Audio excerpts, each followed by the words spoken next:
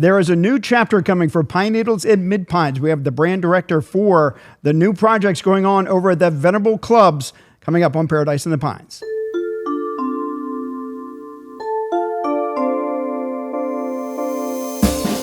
Welcome to Paradise in the Pines, a podcast about the people, places, and stories that make this the home of American golf. Brought to you by the Pinehurst, Southern Pines, Aberdeen Area Convention and Visitors Bureau.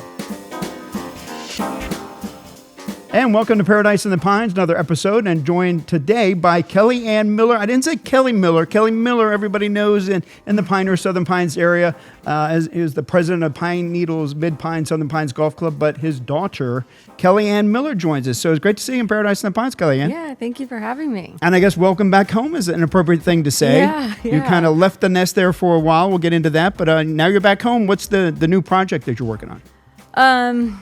I would honestly say there's a nice Rolodex waiting for me when I returned home. But on a personal note, the projects I have is a new home and a new daughter. Congratulations! Thank you. A month old, and then on the professional side, we have some new acquisitions, as I'm sure you've heard, with Foxfire and Whispering Pines, and then honestly, for all things Pine Needles, Mid-Pines, and Southern Pines, getting a content-heavy digital age, moving us forward, right. Focusing on some great membership upgrades and all that fun stuff. When I asked you, I getting to know you a little bit before we did this podcast, and your father had mentioned a lot about you as obviously a very proud father. I said, hey, send me some notes, just a little bit of background. And you said here, fortunate enough to be born and raised on the 18th. You weren't actually born on the 18th hole, though, right? No. I was like, man, really? I mean, your mom really gave birth on the 18th hole? I was born at the same hospital as everyone in our family, and my daughter right in Pinehurst. And I know where you're located. I've never sliced a ball into your backyard, happy to say. What was it like growing up at Pine Needles, especially the history that club has, the legacy of Peggy Kirk Bell, and how do you remember her? You know what? The older I get, the more I learn how naive I was as a kid. More than anything, I think I look back and I'm just so fortunate, and I think we all are.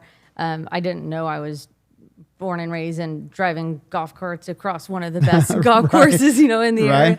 I had really had no idea. It's all I really knew. And same way I would say for all of us, when I say all of us, all of the grandkids, but, it was awesome. It was super fortunate. And I think another thing we were all fortunate to do is learn the game of golf from our grandma, Peggy Kirk Bell. And, there's things that just ring in our heads, GPA, grip posture alignment, turn and return. There's all these things that are just ingrained in us, whether we like it or not, kind of thing. But what I think back to, we called her Mammer, just so you know. When I think back to Mammer, Peggy Kirk Bell, whatever, or Ma Bell, whatever, everybody had a name for her. I would say she was bullish. She was passionate. She stuck to her guns. She did it her way. And I would say that's why she got to where she got, more than anything. And I think if you look at a lot of us, definitely the next generation, but also the grandkids, I was like, she definitely instilled that in a lot of us for sure. And, she was a heck of a good time, that's for sure. Yeah. But yeah, she taught us that, the game of golf is just as important, and in our personal lives as it is professional for us. We grew up watching the golfaries every year, and now again being older and working at the family business, it's even more special that I got to experience it. And the golfaries live on today. Yeah, I'm very passionate. Strong, yeah. I'm very passionate about the golfaries. I think that they take off the anticipation or the anxiety, if you will. If you've never picked up a golf club, don't worry about it. This is your crew. Or if you're trying to get your 3 putts to always be a 2, that's why I need to go more than anything. Go see David Orr. Yeah, exactly. Poor David. I was like, that guy's probably seen me way too many times. But yeah, I think the golfaries are in our DNA at Pine Needles, and it's something that as long as I'm, my heart's beating, I definitely want to always ensure that they are instilled. You talked about Miss Bell, and I'm sure you've got a ton of stories, but is there one thing that she taught you that as a young adult now that you go, wow, I learned that a long time ago, and she sure was right about that? Whenever she would end her toasts or speeches or whatever you want to call it at every golfari or any speaking engagement that she did, she pretty much did. She kind of always had a signature sign off, and it was always, go out there, have fun. But the game of golf connects you to amazing people. That was always like her first bullet point of, you never know who you're going to meet out there. And then number 2 is she would always have a joke of saying, and sink those putts, And I think that was her way of, kind of trying to relieve the tension and have fun with the game, which is what she was trying to do and get people into the game. So I feel like if you go and you talk to my mom, who still, teaches at the golfaris, and she now is the one ending those speeches, and same with Pat McGowan. Or if you go and you talk to my sister, who's out there playing with all her girlfriends all the time, like that's kind of the things we'll always like, and sink those putts. It's kind of probably, it seems probably silly to a lot of people, but I think it means a lot to all of us, those 2 points. You say growing up at Pine Needles, but now having the I call it an empire. I mean, you look at I always look as a marketer for the destination and tourism. We look at Pinehurst with number 2, number 4, number 8, and then Tullamore's got their 3 now with Legacy, just acquiring that. But you guys have got, I think, arguably 3 of the best Donald Ross golf courses in one package with Pine Needles, Mid Pines, Southern Pines Golf Club, arguably in the entire area. I mean, how special does you and your staff, Kelly, I mean, you guys have just a gem, and you're going to make it even better here moving forward. Yeah, I think that, again, when growing up, you didn't really know how special it was, if you to be completely honest. And now I feel like I hold it so close. I'm very, very proud of what everybody from my grandma to my parents to aunt and uncles, everybody that's done to grow it to what it is. I think my dad, Kelly, has done a phenomenal job at truly building the empire. I think he has a great vision. He's very passionate and very patient man too. And then I also think you're as good as your people are. I think a really good indicator is, Graham Gilmore. He's been with us since I can remember. Yeah, our DOG, same with Ross. Like there's just people who have been there for as long as I can remember, and they're just part of our DNA. They're just as much as the family. And I would say those, Graham is family to us, and same with all the staff too. So I think that goes a long way. And when you're operating on the day-to-day of treating people with respect and whatnot. And I think there's something to be said about family business. My first job out of TV, I was a PR director of the Grove Park Inn. At that time, Mrs. Salmons, who was from Dallas, owned the resort. And now it's owned by Omni. And so, not knocking Omni, I mean, they're a great corporation, but it is a corporation. So it's run like a corporation. So I kind of sense, with the family, how much it matters with, the Bell legacy and Kelly, his family, and Pat McGowan, and everybody there is invested, and it means more. Yeah. And even the little things of, wanting to, do some TLC or give Southern Pines or something like that, some lipstick, if you will. And, I have no problem tapping on people like my sister, who's really good at design, tapping on other people in the family or even outside of the family that, to bring them in the fold. That is their expertise in order to help grow the empire, if you will. Yeah. I think that's something that, my dad has been great in instilling, like, you're not going to have all the skills. It's okay, try new things. And he's been awesome, especially as I've come in, and I'm learning a lot for sure and have a lot more to learn. But I think we have a great leadership team with him and, Haresh and Graham and the team, I think. Yeah. Awesome. Let's take you a little bit away from Southern Pines for a moment to talk about your career and how you made your way back here, because I think it's interesting that, as a young adult, you want to kind of learn a little bit about the world and don't feel like, just jumping right into the family business. So you decided to go from Southern Pines, so let's go to New York City. So how did that come about, and who did you work for, and what was that experience living in the Big Apple? Yeah, I joke that especially like essentially right after college, I wanted to go to New York. My parents took me there when I think I was 13 and then again at 16, and I just fell in love with it. I was bright-eyed and bushy-tailed walking into the city, and I kind of wanted to go to school there. My parents were not as keen on that. They're like, maybe find another school in a smaller city. So I went to school in Nashville, and then a week Asheville after, or Nashville? Nashville. Nashville, okay, Vandy or? Belmont. Belmont, okay, yeah, great college. But in the week after I graduated Belmont, I moved to New York. So it was inevitable. Yeah, it was inevitable. And every summer in college, I went to New York. So it was just a matter of time. So I was there. I interned for Ralph Lauren for 3 years, and then worked full time there for about 2 years. And I absolutely loved it. I loved the company. I think Ralph is a great example of honoring heritage. They know who they are and their brand and their DNA. I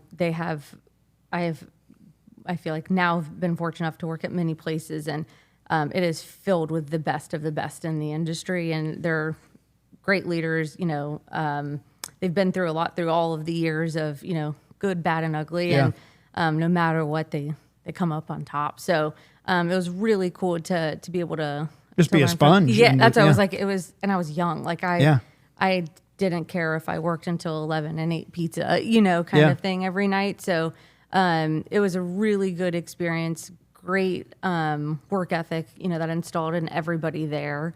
And you fed off of that energy, and that New York energy lived in those offices. And then 2 years into Ralph, I had a great opportunity to go to Kendra Scott, which, if you don't know, is a... I had to do some research. I'm not a big jewelry person, but an amazing story. I mean, she started with $500. I did my homework. Yeah. Started with $500 and then led it to, Shark Tank and multi-million, if not billion-dollar industry. For sure. Yeah. I started with them in Manhattan. I did about 3 years with them in the city, doing essentially all like boots on the ground marketing, and then launched their influencer, VIP, all that kind of stuff for them. Awesome. Was doing event. I mean, it was at that point in time of the company, you wore a lot of hats. It was. You didn't say that wasn't my job. Yeah, exactly. And it's very similar to what I'm doing now. But you learned a lot. Yeah, it's very similar to what I'm doing now, of like the wearing of multiple hats, doing multiple jobs. And again, it grows you. You develop new skills in new areas.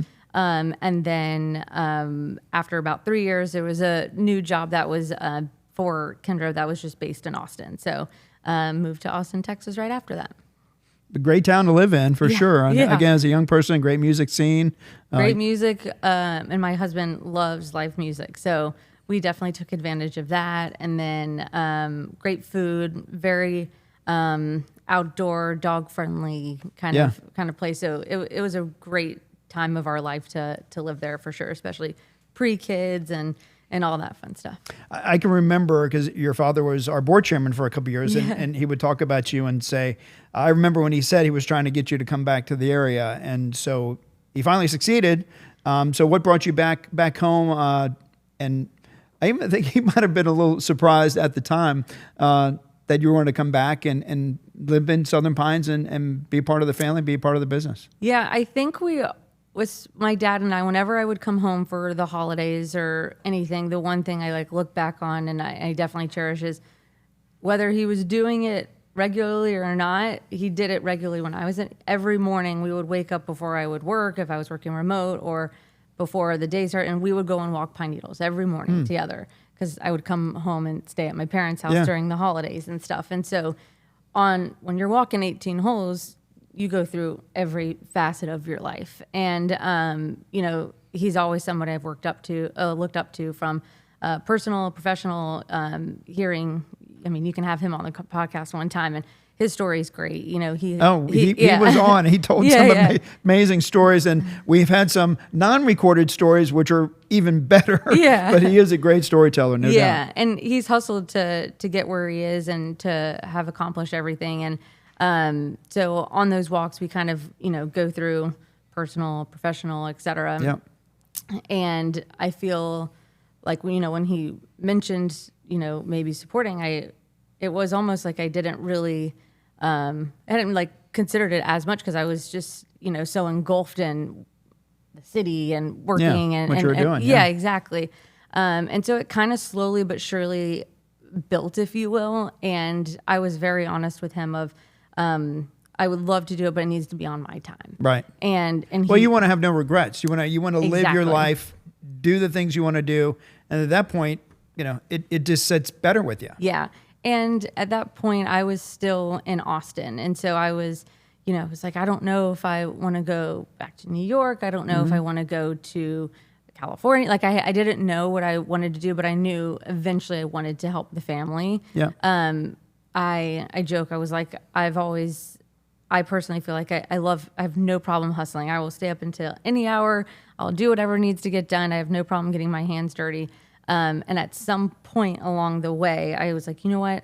I'm busting my tail. Why am I not doing this to support my family? I think like once that kind of switched, I was all in. And so I went back to him on our walks and I was like, all right, I think I'm ready. Yeah. But we wanted to do like a little California chapter. So we did.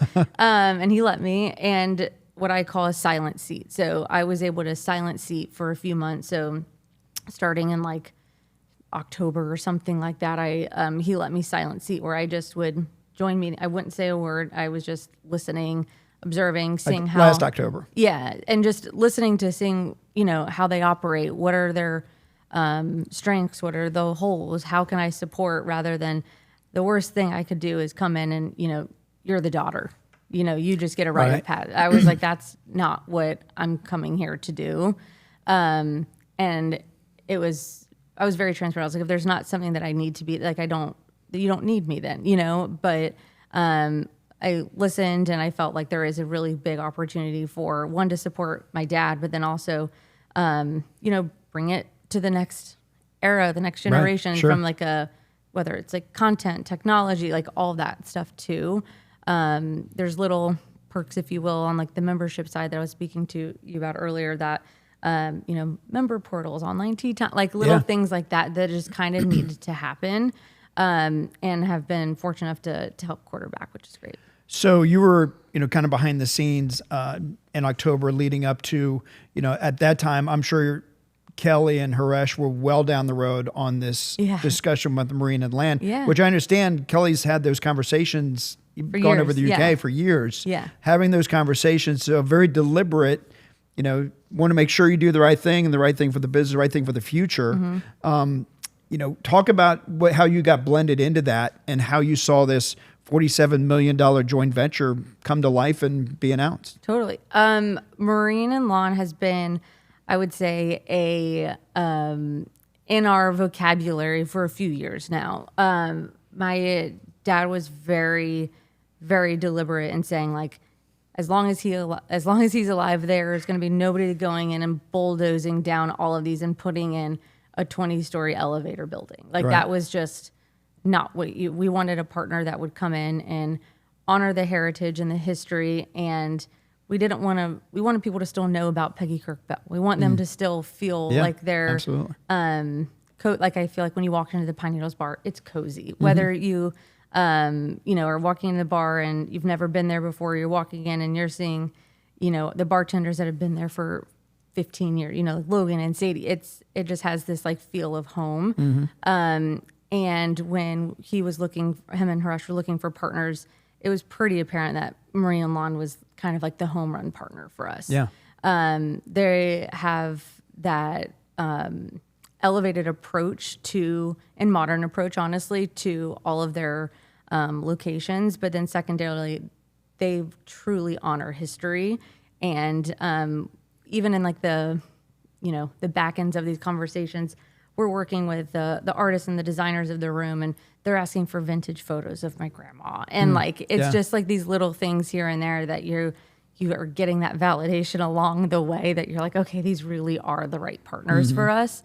And so the question of how did I get brought into the fold, I definitely took that silent seat for a bit.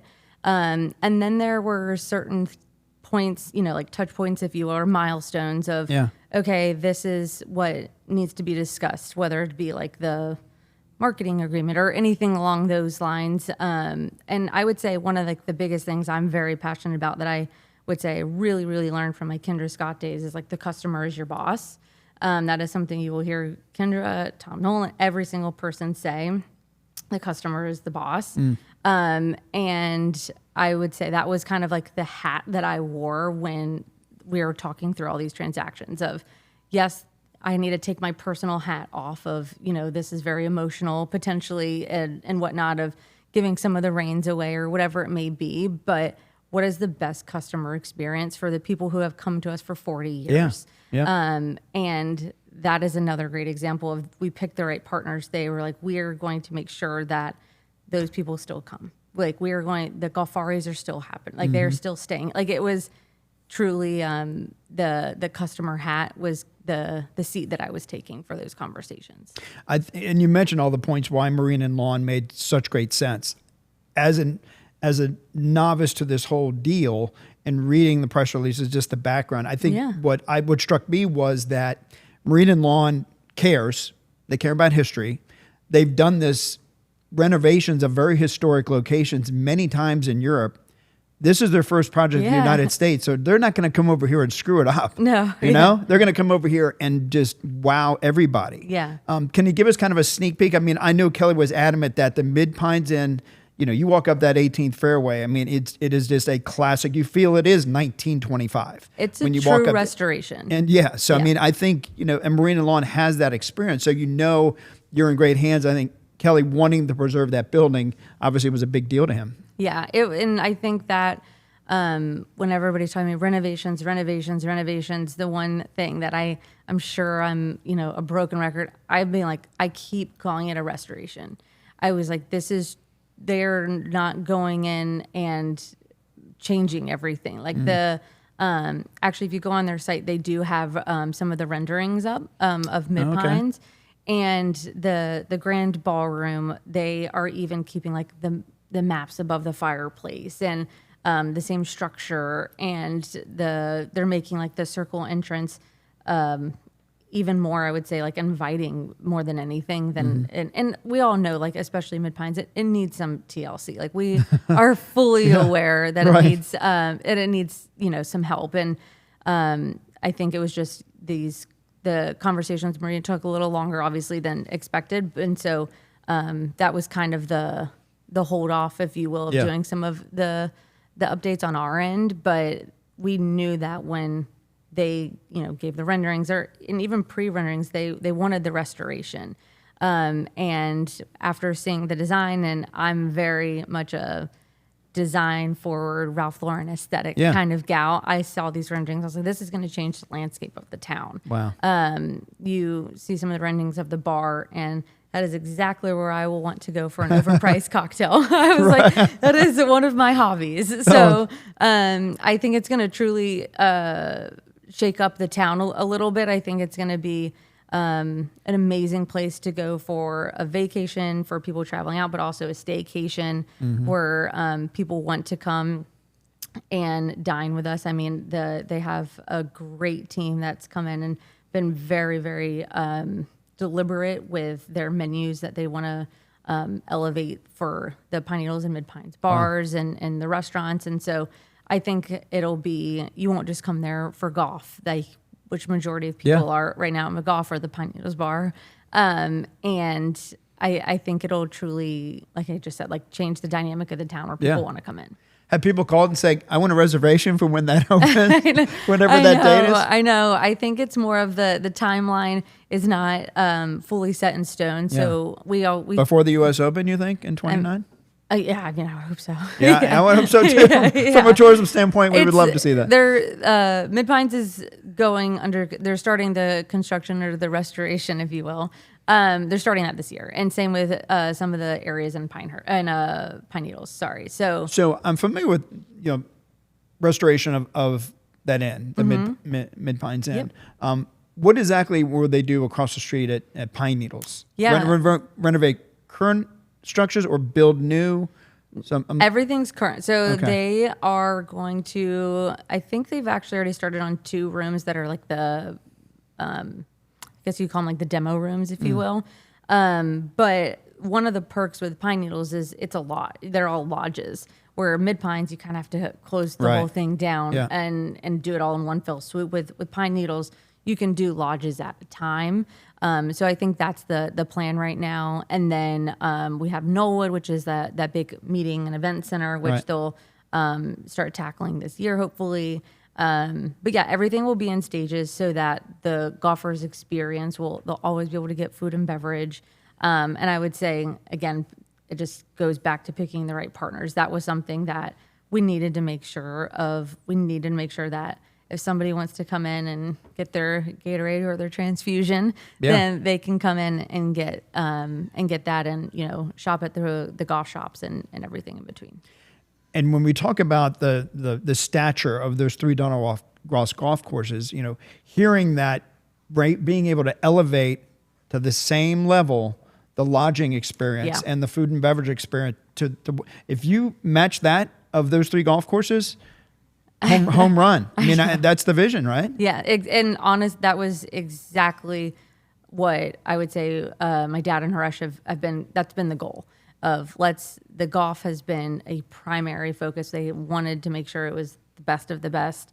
And they've done that, Kyle, especially like with Southern Pines, even just recently, doing some restorations and they are very, very intentional. And, Graham there's a bad bump in the cart path, Graham is on it, and Kyle and the team they're all on it. And so, that same mindset, that same detail oriented and customer mindset experience needed to happen on the hotels and the hospitality side. So hotel and F&B. So knowing that they'll soon match, I think is going to be very, very exciting. And I'm personally can't wait for a staycation.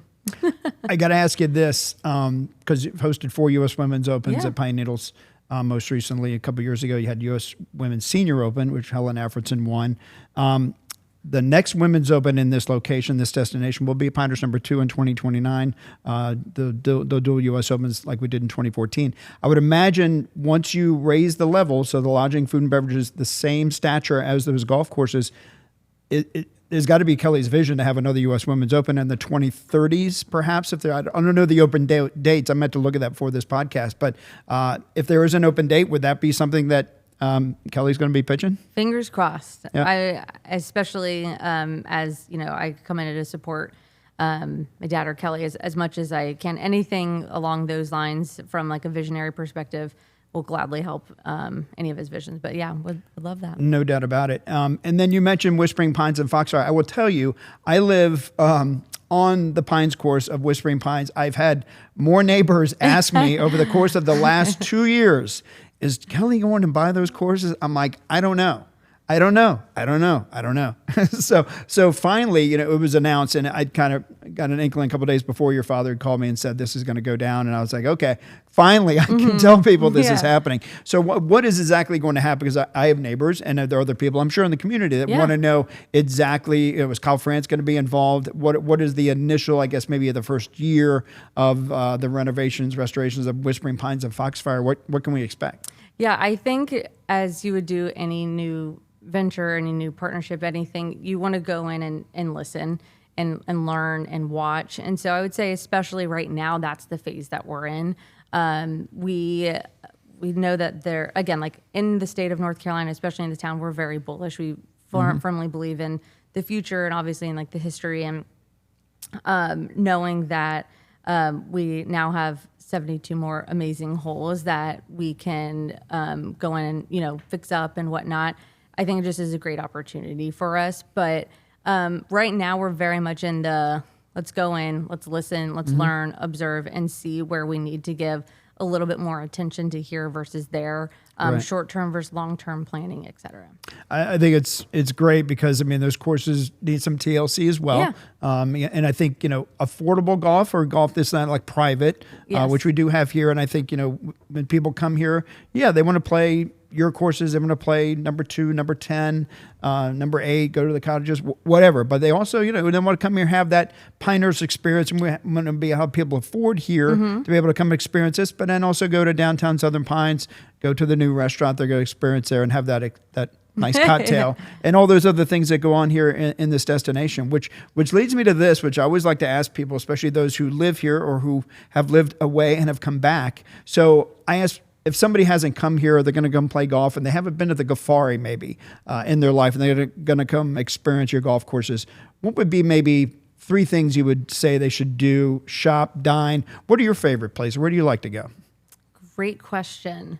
I'm still learning. I would say I still have like my figuring out where my regular spots are. I love the Village Wine Shop in Pinehurst. I love 195 in Nature Zone.